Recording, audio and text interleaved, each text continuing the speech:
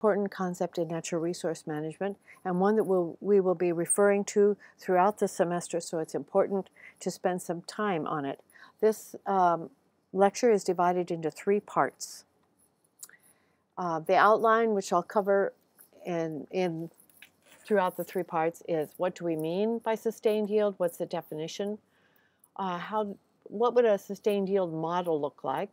Then we'll turn the model into an equation, which makes an easy step, actually. How does this model or equation apply to different resources?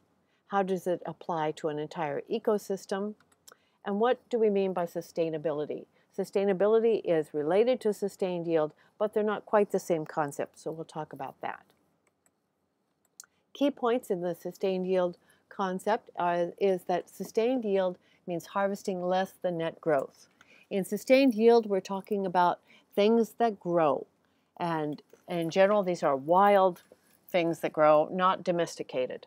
We're not talking about domestic sheep or a forest that is a plantation forest. We're talking about more wild resources.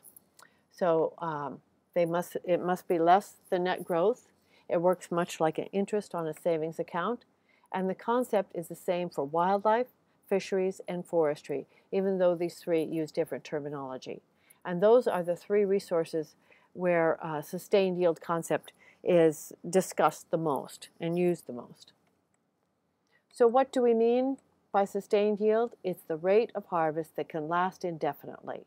We don't want this resource to run out. We'll be able to harvest it at some rate which will last forever, and that harvest has to be less than net growth.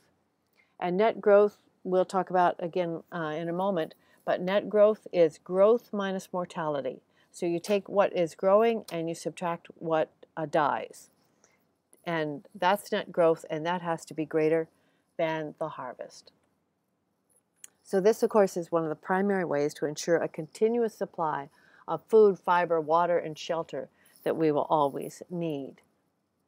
Gifford Pinchot is the one who brought the concept to the United States. Even though it was known in Europe, we know back to like the year 800, they had already computed what needed to be harvested from the Black Forest for wood and a continuous supply of wood. So the concept was used in Europe long before it was here in the U.S. We had such abundant resources, we didn't really think we'd even need the sustained yield concept until people started realizing that we could run out. That was in the late 19th century.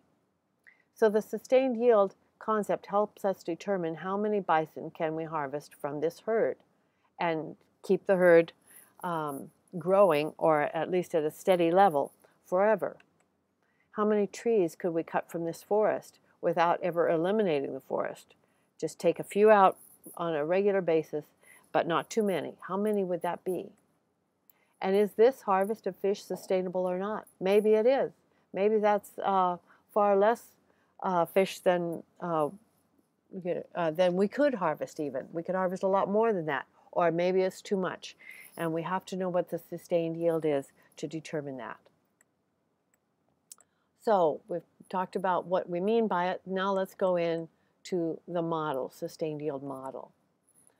So the basic idea is, of course, the inputs, what's coming in, has to exceed outputs. So if you think of this kind of like a bathtub, you've got water coming in and water draining out.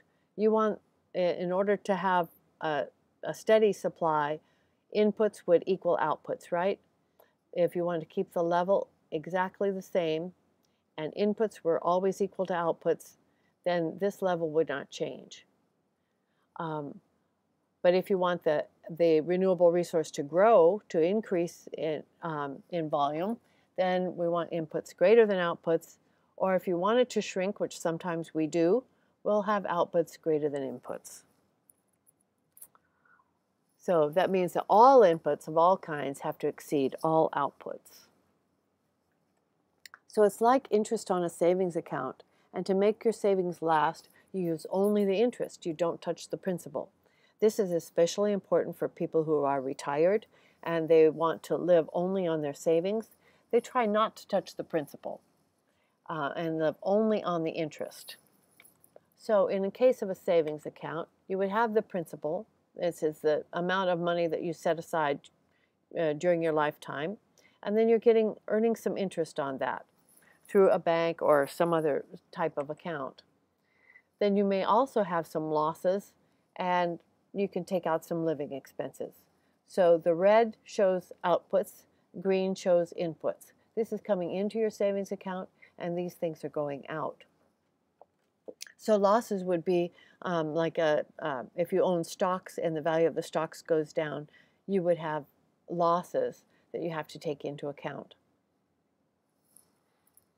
Then, these valves would be, you try to put your money in a different place where the interest would be greater, or you reduce your losses by reducing risk, and maybe you can control your living expenses, or by increasing interest, decreasing losses, you can increase your living expenses. That's the same type of thing we try to do with natural resources. Another point is that it doesn't matter how big this savings account is, even if it's gigantic, let's say $10 million.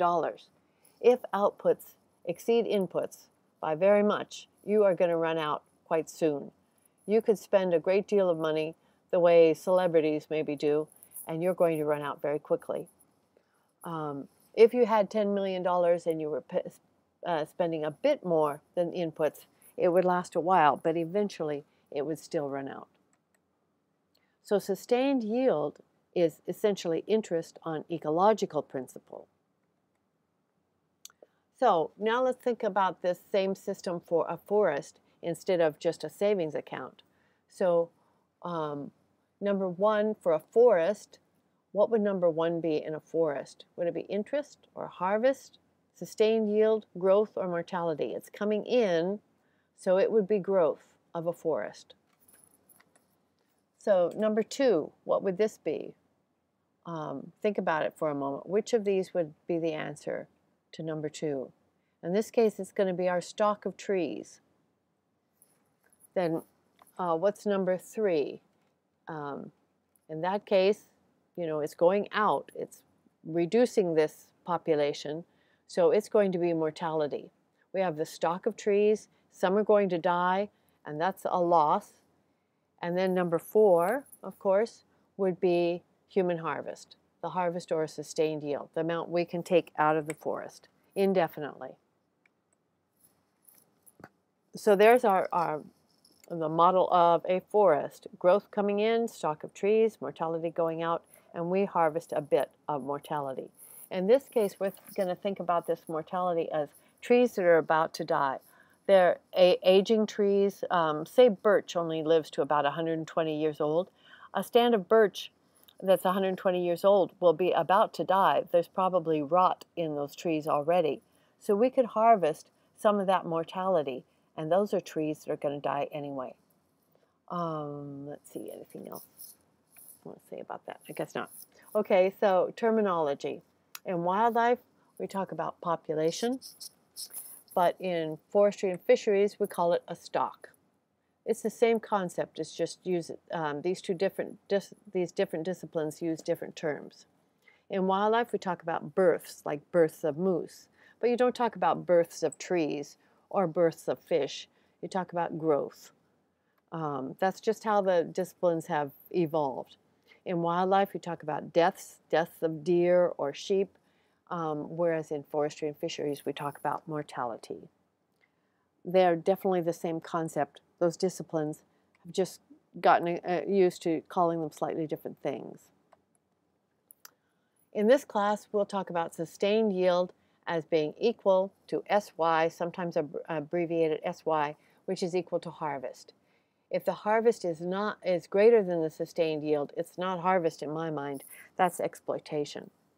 Then in wildlife, the sustained yield is referred to as the harvestable surplus.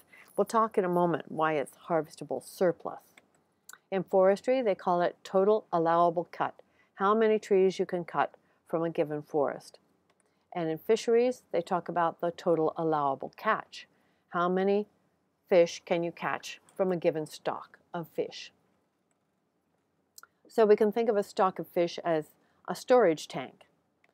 Holding the fish. We have growth coming in, we have mortality going out.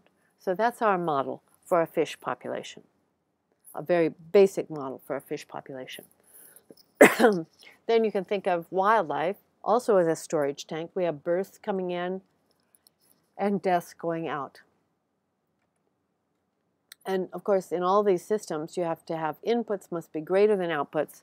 They can be equal, and we'll talk about it in a moment, that if the system is well regulated and doesn't get many shocks, you would like to keep inputs equal to outputs and hold a population at a given level. But when there are shocks to a system, perhaps we have a disease outbreak or something that kills extras of them, then we might want our inputs to be a bit greater than outputs so that we're safe. But there's births and there's deaths. So those are inputs and outputs. Now we're heading toward building an equation. We know that births have to be greater than deaths. And then if births are greater than the natural death, by natural death I mean any death other than human harvest. So we're going to kill some ducks, and that's a human harvest. It can be within the sustained yield. However, if we kill those ducks by polluting the water or using cans that catch around the plastic things on cans that catch around their necks and kill them that way, that's just deaths that are not human harvest. So non-harvest deaths and human harvest deaths. So if births are greater than deaths, there may be a few left over for human harvest. And Pinchot felt that we should harvest those that are going to die anyway. So I mentioned the trees that are going to die anyway. With wildlife, with these ducks, it would be great if we could tell which ducks were going to die anyway and take those out of the population. Like maybe some older ducks or ducks that are, have been injured. But of course, that's difficult to do with a duck population. It's easier to do with trees because we can tell if that tree is about to die anyway. And also with, say, moose, where you can harvest an old male. Those old bulls are no longer reproductive, and they're probably going to die fairly soon. So then we're only capturing mortality. We're not actually getting into affecting the size of the population. Okay, in this model, the pipe going to harvest is smaller than the pipe going to mortality. And why is that? Was it a mistake in the drawing? Was it because harvest is less important than mortality? Was it because we do not want to harvest all the mortality? Or because net growth does not include harvest? Now, it is true that net growth does not include harvest. But and we'll show that in a moment. But anyway, it's because we do not want to harvest all the mortality. Some of that mortality is important for other species in the ecosystem. When these trees die a natural death and they're out there rotting, lots of other organisms are using them. They might be using those trees, those dead trees, for nesting sites, or fungi will grow on the trees. Moss grows on those dead trees, lichens. So you want all those other species to be able to use those dead trees. If we took them all, it would also eliminate those species that depend on the dying trees. So if births are greater than deaths, then in wildlife terminology, we have a harvestable surplus. We could capture some of that. Since births are greater than deaths, we can capture a little bit of that. And the pipe is smaller because we want to leave more for the ecosystem. We can't take it all. So the reason we can't take it all is because we need to leave some for predators, scavengers, and the rest of the ecosystem. Now, several times in the test, I think I'll ask that Leopold felt sustained yield was capturing something, and it's capturing mortality. He felt that we could capture mortality. For him, anything out there dying in the ecosystem was just a waste. Let's harvest it before it dies. So think about this example. We have salmon coming to a lake, and they've spawned, so they've already reproduced, but now they're going to die. Couldn't we harvest all of those salmon before they die? They die because they've already spawned. We've got the next generation about to form, and they're going to die anyway, so why not harvest them? Well, we found when we did that, and we have done that in many systems, that lots of other things depend on those dead fish. Lots of scavengers, and also the dying fish contribute a lot of nutrients to that system. They contribute nutrients to the vegetation, to the trees, even on the banks. So if we take out all of them, we're losing a lot. And in places where they did take out all the fish, they ended up taking fertilizer into those lakes and spreading fertilizer to make up for the salmon. Now we know it's probably better just to let some of those salmon stay there and not harvest them all. So let's see, what would the inputs and outputs be here so that we can start creating our equation? We have births coming in, those are inputs, and human harvest and natural death. So our equation would be births have to be greater than sustained yield plus natural death. So we're building an equation that we can use to solve for sustained yield and figure out just what it means. Okay, but the problem is in a duck population, we have a couple of other variables, not just births and deaths and human harvest. We also have emigration, where ducks are going out and they're joining a different flock. And we have in-migration, I should speed that thing up, in-migration where a duck flies in and joins our population. So then we have two more variables to add to the equation. Let's go back. So what would the equation be then? Think about it for a moment. We want all the inputs on one side of the equation, and those inputs have to be greater than outputs. So inputs here would be births plus in-migration must be greater than deaths plus human harvest plus emigration. So these have to be less than the inputs. Outputs have to be less than inputs. So be prepared to draw this diagram with growth or births and in-migration. I put those in green because that's kind of the good concept, a good thing, and they're coming into our system. Then we have natural mortality going out. We have emigration going out, and we have human harvest going out. Then we have a wildlife population or a stock of fish or a stock of trees. Of course, if it's trees, we won't be having in-migration or emigration because trees don't move. So then we'll just have growth, natural mortality, and harvest. What happens if it's coming in by the drop and going out by the bucket? Well, of course, that stock of trees is going to reduce because we don't have enough growth to equal what we're harvesting. Remember that harvest is a way of capturing mortality of the trees that are going to die anyway. That's one way of thinking about it. It's more complex than that now, but when Pinchot first brought the concept to the United States, that's the way he thought about it. And it was a good idea. We've just refined it a bit over the years. And then another thing to recognize is that it doesn't matter how big this stock is. If outputs are greater than inputs, eventually it's going to run out. So if we're nationwide, we're harvesting more than we were growing, then our stock of trees is going to decline. That's not happening in the United States, but that's what happens in many places when they're cutting down their trees too fast. So that's the end of part 1, and I will be back with part 2.